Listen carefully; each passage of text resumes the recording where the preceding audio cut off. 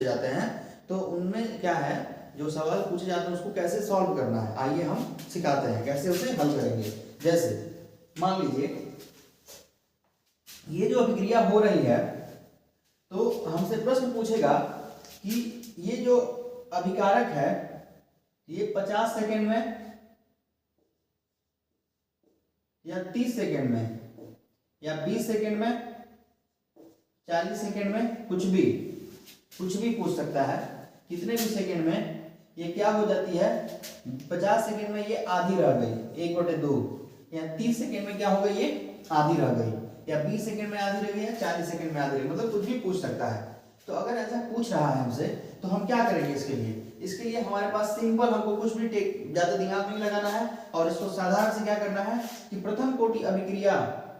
के लिए वेग स्थिरांक का फॉर्मूला जो होता है उसका होता है कि 0.693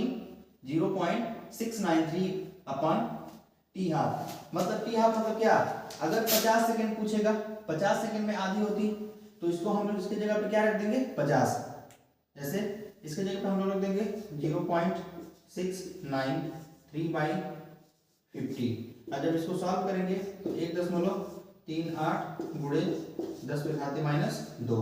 ये आंसर आ जाएगा। अगर इसको मान लीजिए हम लोगों ने अगर 30 सेकेंड में ये क्या हो जा रही है कि जो अभिक्रिया है वो अभिकारक है वो आधी हो जा अपने मात्रा की आधी हो जा रही है, तो उस स्थिति में हम लोग क्या करेंगे, उस स्थिति में हम लोग ये करेंगे कि फिर से यहाँ पे टी हाफ की जगह पे 30 रख देंगे। तो के जो वेग स्थिरांक या कितने समय में अभिक्रिया किस स्पीड से अभिक्रिया हो रही है उसको निकालने के लिए किस वेग स्थिरांक से अभिक्रिया हो रही है, तो 0.693 इसको सॉल्व कर लेंगे हम लोग। इसको सॉल्व करेंगे तो क्या हो जाएगा, इसको सॉल्व करेंगे तो 2 3 1 into 10⁻², इसका आंसर ये आ जाएगा। तो ये आंसर से मतलब नहीं है, ये क्या है, तो मतलब मैं आपको सॉल्व करके सिखा रहा हूँ कि चीजें कैसी होती हैं। इस तरह से ये चीजें सॉल्व बिल्कुल आसानी से सॉल्व हो जाएंगी। अगर परीक्षा में प्रश्न ऐसा पूछा जाएगा तो इसको हम लोग इसी तरह से सॉल्व करेंगे। ये जो है हमारे लिए जो ये दिया है ना ये बिल्कुल महत्वपूर्ण है, ये वाला ये क्या है बिल्कुल महत्वपूर्ण है। वेग स्थिरांक निकालने के लिए हमारे पास फॉर्मूला क्या है, k = 0.693/टी हाफ। अब टी हाफ का मतलब क्या हो गया, टी हाफ का मतलब ये हो गया कि अगर किसी अभिक्रिया में जो अभिकारक की मात्रा है 30 सेकंड में 40 सेकंड में 50 सेकंड में जो भी टाइम वो दे देगा, अगर उसमें आधी हो जाती है तो उसका वेग स्थिरांक बताइए, पूछेगा उसका वेग स्थिरांक बताइए, तो हम लोग क्या बताएंगे इस फार्मूला को रखेंगे और टी हाफ की जगह पे उस वैल्यू को पुट अप कर देंगे। और जब टी हाफ की जगह पे उस